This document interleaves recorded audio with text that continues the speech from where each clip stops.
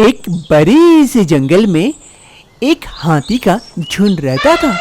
बड़ा सा घना सा जंगल था जहाँ हाथियाँ खुशी खुशी रहा करते थे। उनका एक सरदार हाथी भी था जिनकी सलाह सभी हाथियाँ माना करते थे। सुबह होते ही सभी हाथी निकल पड़ते अपना सरदार हाथी के साथ वन में इधर उधर घूमते अपनी भोजन की तलाश करने के लिए। सभी हाथी इधर उधर घूमने के बाद जहां उन्हें हरी हरी घासें एवं पत्तियां मिल जाते वहां सभी अपना डेरा बना लेते। अच्छी तरह से पेट भर के खाना खा लेते थे वहां। अरे तुम लोगों का खाना हुआ? जल्दी जल्दी खाओ, शाम होने से पहले हमें अपने वन की ओर लौटना भी चाहिए। हाँ गजराज, बस हो ही गया।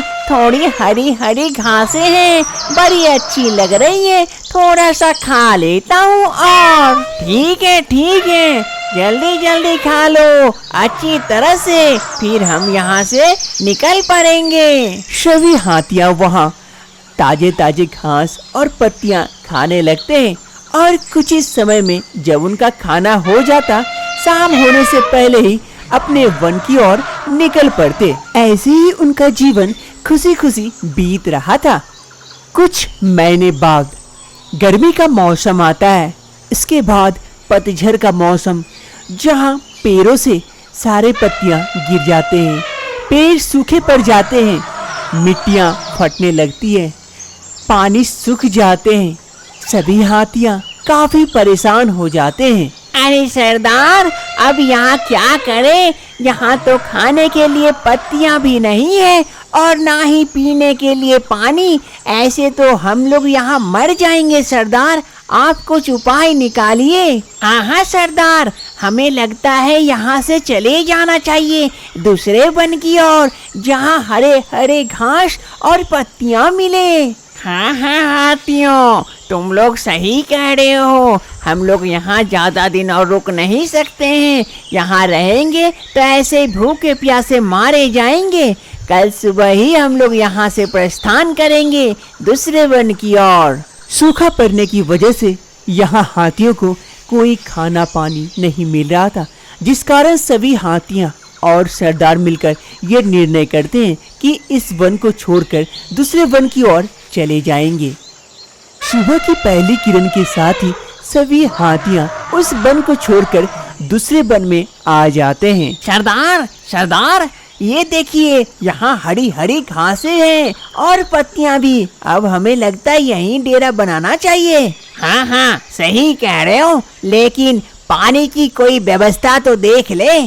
पानी कहाँ मिलेगा पीने के लिए? चलो थोड़ी दूर और चलते हैं। सरदार की बात मानकर सभी हाथियाँ सरदार हाथी के पीछे पीछे धीरे धीरे आगे बढ़ते हैं पानी की खोज में। एक नदी किनारे खूबसूरत सी जगह थी जहाँ पर कुछ खरगोश रहा करते थे अपना बिल बनाकर। वो खरगोश वहाँ खुशी खुशी रहा करते थे, एक दूसरे के साथ खेलते कूदते नहाते और अपने बिल में घुस जाते। वहाँ हरी हरी घासें थी, वो भी खाते। ऐसे उनका दिन बीत रहा था कि अचानक से वो हाथियों का पूरा समूह उस नदी के पानी को देखकर दौड़ते दौड़ते वहाँ पहुँच जाता है और किसी को इधर उधर देखता नहीं है और सभी हाथी पानी में उतर जाते हैं नहाने के लिए खुशी से।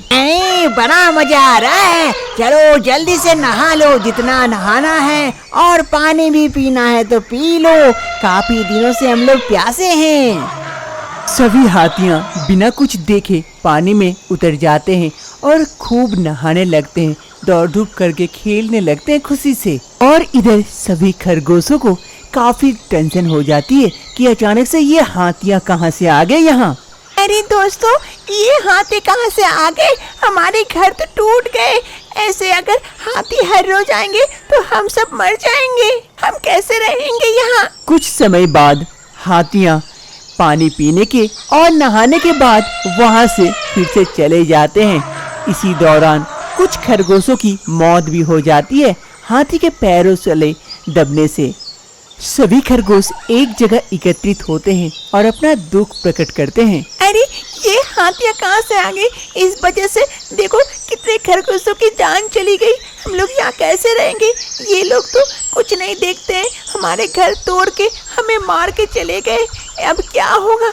ऐसे ही अगर ये लोग हर रोज आते रहे तो हम लोग सब यहाँ से मर जाएंगे। सभी को यहाँ शहर छोड़ के जाना पड़ेगा। हाँ बहन, तुम सही कह रही हो। अब क्या किया जाए बोलो? हमें लगता है हमें यहाँ से चले जाना चाहिए अब। अरे नहीं नहीं, हम लोगों के घर को छोड़ के हम लोग कहाँ जाएंगे? हम लोग यहीं रहेंगे। हमें कुछ उपाय निकालना पड़ेगा ताकि ये हाथियाँ यहाँ आना बंद कर दे। लेकिन उससे बात कौन करेगा? और वो लोग हमारी बात क्यों मानेंगे? हमें तो पैरों से कुचल के मार देंगे। अरे उसकी चिंता तुम ना करो, मैं हूँ ना, मैं सब संभाल लूंगी। तुम लोग जाओ, अपने अपने बिल में चले जाओ। आज मैं हाथी के सरदार से बात करती हूँ। शाम का वक्त हो रहा था। एक खरगोश एक ऊंचे पत्थर पर बैठी हाथी सरदार का इंतजार कर रही थी। तभी हाथी का सरदार वहां पहुंचता है पानी पीने के लिए। वो खरगोश तुरंत हाथी के सरदार से कहती है, हाथी सरदार, यहाँ सुनिए, आपसे कुछ बातें करनी है। अरे खरगोश, कहो क्या बात है? और तुम्हें डर नहीं लगता मुझसे? इतने छोटे होकर इतने बड़े जानवरों से बात कर रही हो? नहीं नहीं, मैं खुद चंद्र भगवान का सेवक हूँ। उन्होंने मुझे आपसे बात करने के लिए भेजे हैं। आप इस नदी में और न आए, नहीं तो आप लोगों के साथ बहुत बुरा होगा। क्या? ये चंद्र भगवान का तुम सेवक हो और इस नदी से क्या लेना देना है चंद्र भगवान का? अरे हाथी महाराज, इस नदी में चंद्रदेव का वास है, इसीलिए आप इस नदी में और ना आए। लेकिन मैं कैसे मान लूं कि इस नदी में चंद्रदेव का वास है? मुझे दिखाओ तब मानूंगा, तभी मैं और यहाँ नहीं आऊंगा, वरना मैं यहीं आऊंगा। ठीक है, आप आइए मेरे साथ, मैं दिखाता हूँ आपको चंद्रदेव को इस नदी में। फिर वो खरगोश उस हाथी महाराज को लेके जाती है नदी के तट पर, जहाँ पर चंद्रमा की छाया नदी में पड़ रही थी। वो छाया दिखाकर कहती है, वो देखिए, वहाँ पर है चंद्रदेव। हाथी वो देखकर आश्चर्यचकित हो जाता है और कहता है, अरे हाँ, तुम सही कह रही हो। जय हो चंद्रदेव की। अब हम लोग इस नदी पे और नहीं आएंगे, हम लोग दूसरे नदी की ओर चले जाएंगे। जय हो चंद्रदेव की, जय हो। चले। हाथी सरदार वहाँ से चला जाता है। खरगोश अपने साथियों की जान बचा लेता है सूझबूझ और बुद्धिमानी से। अब खरगोश और उसके साथियों यहाँ पर फिर से खुशी खुशी रहने लगते हैं।